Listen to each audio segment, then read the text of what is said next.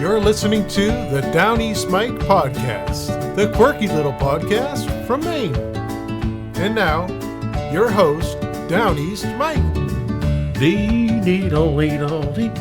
Good morning, everybody. This is Downeast Mike of the world famous Downeast Mike podcast, coming to you live from Downeast Maine. This is episode number 131, news and commentary.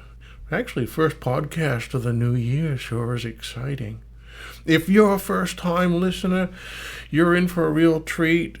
Our motto here is some of this is whimsy, some of this is true, and the interpretation of it all is entirely up to you. Downeast Mike podcast contains no mean words, absolutely no mean words, just wholesome goodness from Downeast Maine. In today's episode, we have the Panama Canal discussion from 1978, Russian nuclear spy satellite from 1978, and a story about women as farmers in 1894, and a lot of other little stories, but we're going to do a short podcast today just to get our feet back in the water, so to speak. On this day in 1978, there was a debate about the Panama Canal Treaty, and that amending the Panama Canal Treaty had just been approved by President Jimmy Carter of the United States and President Omar Torrijos of Panama is a task currently facing the United States Senate. It was clear following the agreement signed by the two leaders that the Senate would not ratify it in the form agreed upon, blah, blah. What they were talking about, what they agreed on in principle, was that a bunch of different ways of putting the Panama Canal in the hands of both countries, but they really couldn't agree on it. This was in 1978. There are no, in the editorial is saying there are no hardheads across the nation who will go on opposing giving control of the waterway to Panama under any circumstances.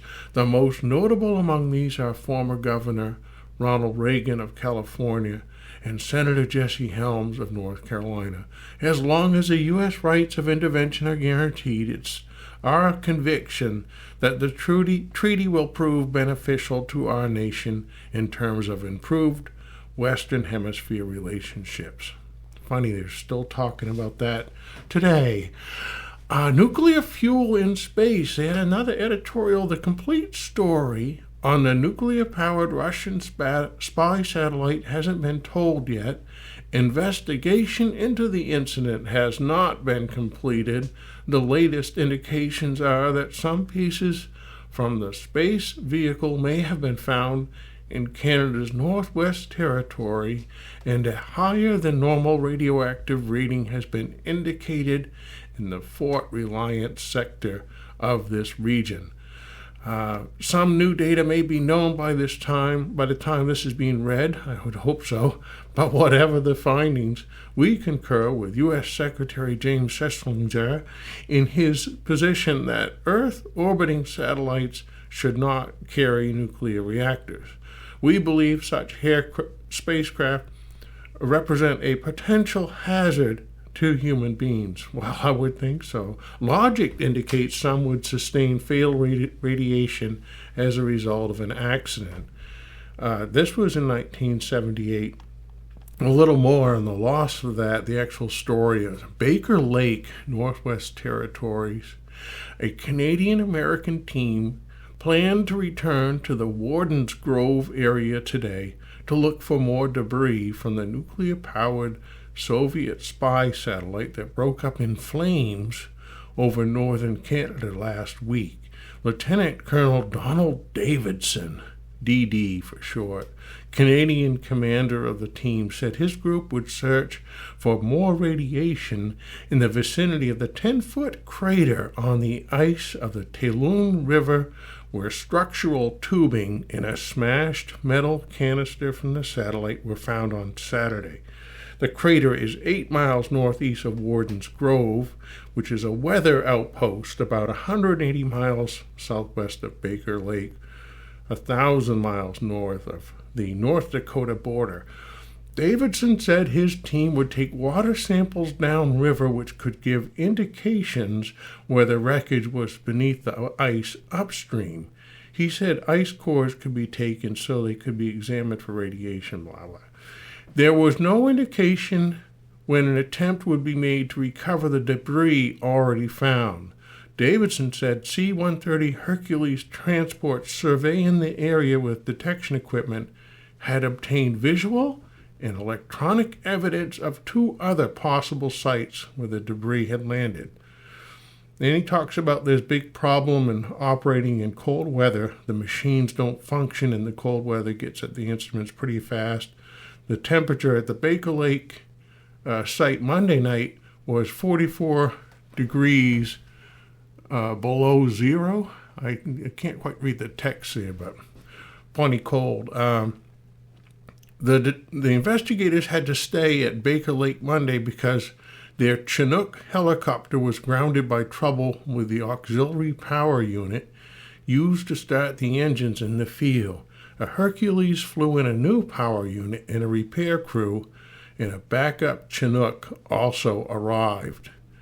En route to Baker Lake, the Hercules dropped 4 Canadian paratroopers into the Talon River site to guard the moderately radioactive debris. Isn't this exciting? Just like a movie? The satellite, whose radar was powered by 100 pounds of uranium-235, which is a pop rock group out of Canada as well, flamed into the atmosphere and disintegrated over northwestern Canada a week ago. Remnants of the orbiting spy satellite called Cosmos 954 were found Saturday by 2 members of a 6-man group on a wildlife survey retracing an explorer's 1927 route across the Yukon and Northwest Territories. There's a lot to unpack there. They were wintering in the Warden's Grove area. Now, they were living out of a bag, huh? All were evacuated to hospitals on Sunday and released Monday. The 2 who found the wreckage were John so-and-so of Rock Island, Illinois, and Mike of Mesa, Arizona. A military spokesman said they got a radiation dose no larger than that from 2 normal x-rays. What an exciting thing. All right, by now you should be thoroughly confused about radioactive satellites over the Canadian Northwest Territories. I found an ad for the car of the year, though. I thought we ought to look at that for a moment. It's the car of the year from Motor Trend magazine. It's really ugly. The new Plymouth Horizon. I think they made a Dodge Omni too, right? I know that. Discover a new Horizon with room for 4, front-wheel drive stability, and many other standard items. No wonder it's the car of the year. It was $3,706 with a little asterisk. And the mileage was 38 miles per gallon on the highway, 25 in the city. That's better than most cars today. And that was 1978. We're going to go back. We have another Russian weapon story. This is from 1977. We'll just look at this quickly. The Russians are conducting major future weapons research. A Pentagon report says Russian scientists are conducting major research on weapons, and in the future these would demolish spy satellites, missiles, or other targets with beams of intense light or charged atom particles. Beam weapons. We must be concerned with Soviet activities in the area of directed energy weapons, they call them, the report said on Friday. What else is on that? The U.S. knows few technical details of the Soviet program, the report said, but the scope and degree of commitment of their interest in these weapons of the future is quite large. Well, everybody wants to have a DO weapon. Directed energy weapons, that was in 1977. It is known, however, the United States has started some research into possible methods of destroying enemy satellites and is more advancing in work on safeguarding U.S. satellites from destruction. Interesting, 77, they were looking at ways of destroying satellites. In 78, they're looking for one. The state police in Maine, 1977, said the 55-mile-an-hour speed limit is here to stay. The Maine State Police say the days of unlimited availability of cheap fuel for motor vehicles are gone, and the national 55-mile-per-hour speed limit on the interstate system is apparently here to stay. As memories of the 73-74 oil embargo fade, it should be noted that the energy savings from the 55-mile-per-hour speed limit have provided the largest savings of any single energy conservation policy, and more importantly, has led to a dramatic reduction in road fatalities nationwide. I don't want to make too much light of this, but I could not imagine anybody driving 55 on the interstate today. When a trooper stops a car going 70 miles an hour, he's not harassing a motorist. He's on a rescue mission to save a life and encourage fuel conservation. That's what we've got to make everyone understand, and Colonel Weeks was saying. Good old Colonel Weeks trying to maintain the 55.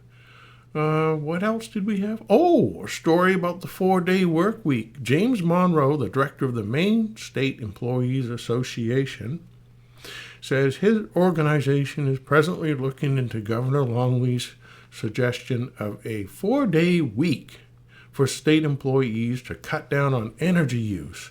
Monroe says, our concerns are with those operations that have to go on 24 hours a day. We're also concerned with the impact on single women supporting families, the disruption of their family schedule. The MSEA official has had direct experience. He said that he and his staff in Ohio, where he previously worked, were put on a 4-day week, but on a rotation basis, not shutting down for an extra day. He says, once you get through the bugs in it, works very well. Myself, I'm not opposed to it. He said, however, before we could make a decision, we'd have to go to our membership. We are evaluating to see what kind of problems we might run into. He says most of the calls he's received from state employees have been for clarification of the proposal, and there has been neither real opposition or strong favoring of the governor's decision. This was in 1977, looking for a 4-day work week. They should have pushed that one through. This day, 1894, they had a storm in eastern Maine. A severe storm raged in eastern Maine all day Tuesday, and the damage along the coast must be great. Nearly a foot of snow fell, and the drifts were many feet high. Trains were hours behind time, and the roads in every direction were blocked. At Eastport, the vessels in port pounded hard against the wharves. The big freight barge S.M. Todd of Calais pounded so hard as to upset one of the coal stoves, setting her on fire. Prompt action soon extinguished the blaze, thus, no doubt, saving the city from a disastrous fire. Anderson's lumber wharf was nearly destroyed by the heavy sea and wind, and small schooners belonging to Captain Sherborne, Captain Ellis, and Captain John McMasters were damaged. The stern of Captain McMaster's ship being knocked out. Schooner Lucy Amelia, Captain John Cassidy, was lying at the Gratis dock, was badly damaged, and the bowsprit broken. I hate it when the bowsprit breaks off. Schooner William Hutchins, anchored in the lower bay at Lubec, was dragged ashore. Several windows were blown in, several chimneys blown down, and the stages from Gardner to North Whitefield and Alna did not make their trips Tuesday. They attempted to, but were obliged to turn back. I think those were horse run. 1894.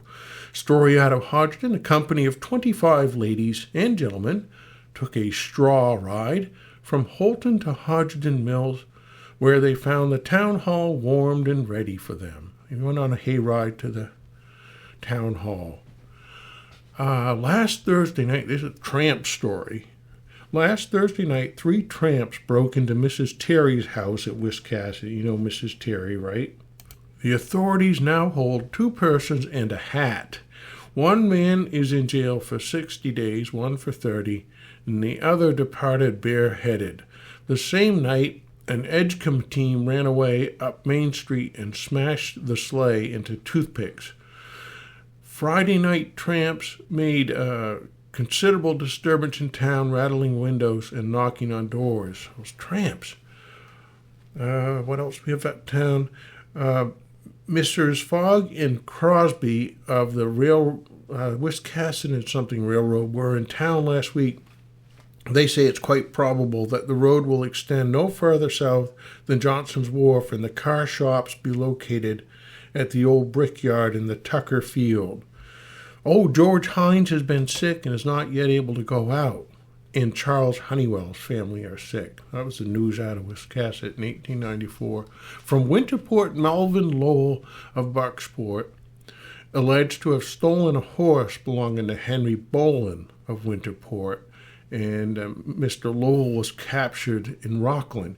He gave a fictitious name, but upon being cornered, he weakened and admitted to having taken the horse. He's a common horse thief. He said he was in trouble and wanted the horse to get to Bangor. Why did he end up in Rockland? It's also alleged that Lowell forged a note, but the sheriff found no money about him. Story out of Mount Vernon, the ice harvesters have been putting in large quantities of ice in this past week at Mount Vernon. It's safe to say that double the amount has been gathered than ever before.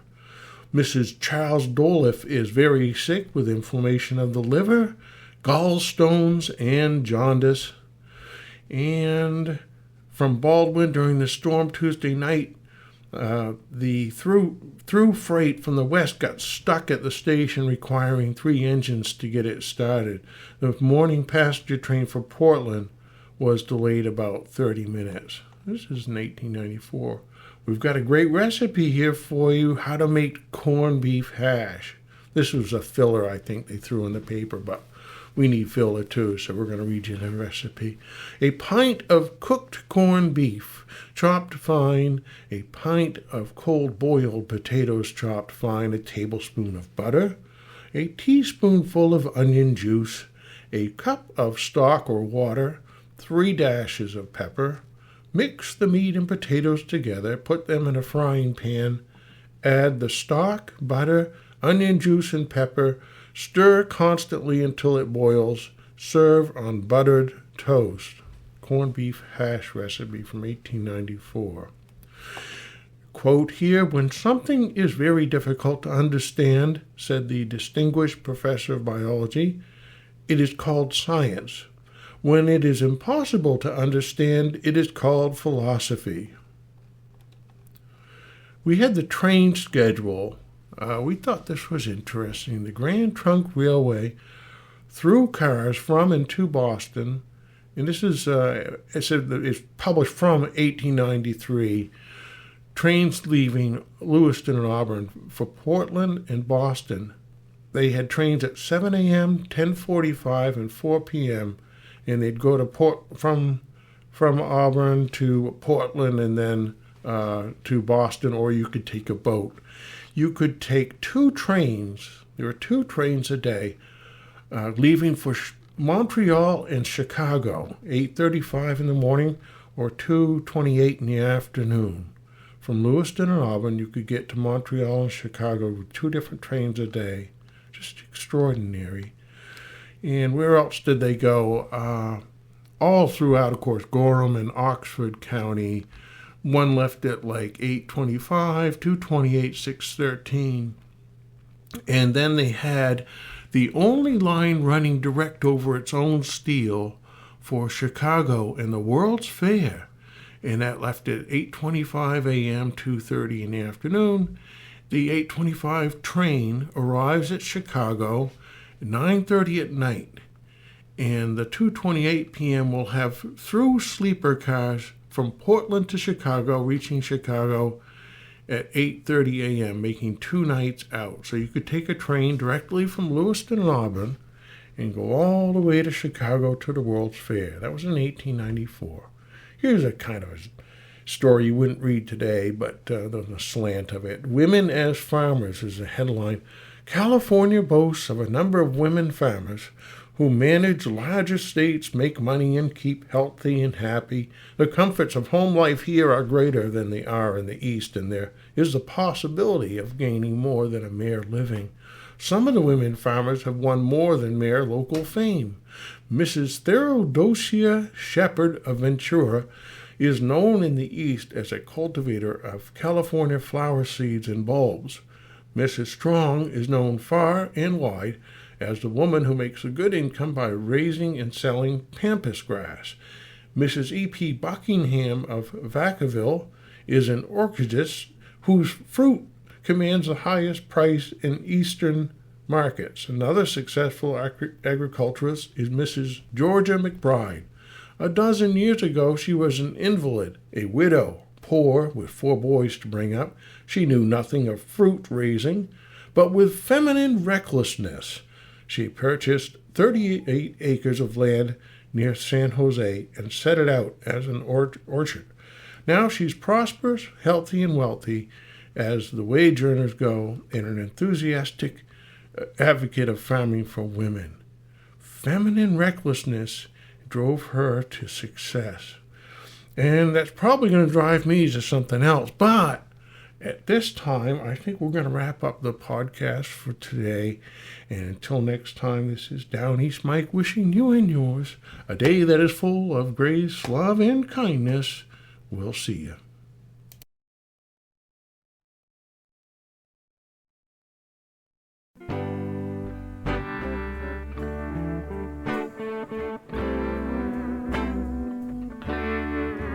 Don't feel sorry for me. I'm just a seal on the rocks in Maine.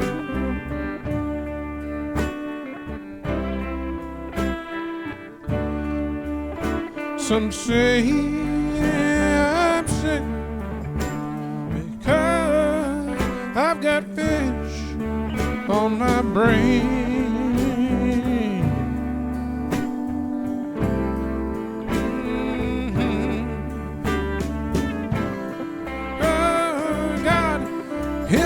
The shark. Oh, he's a biter for sure. I've got faith, I can swim. I can swim forevermore.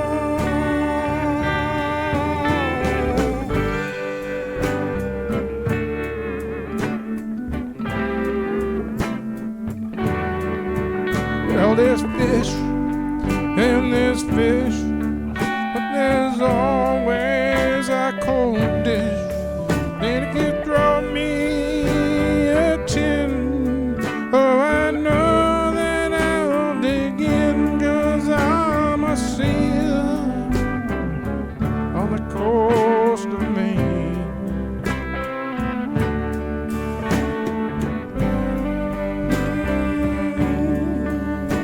See.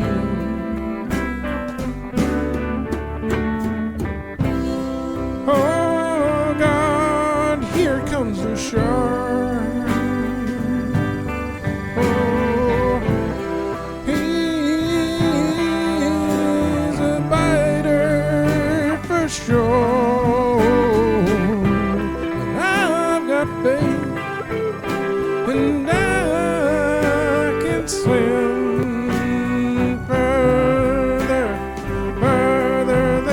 the shark.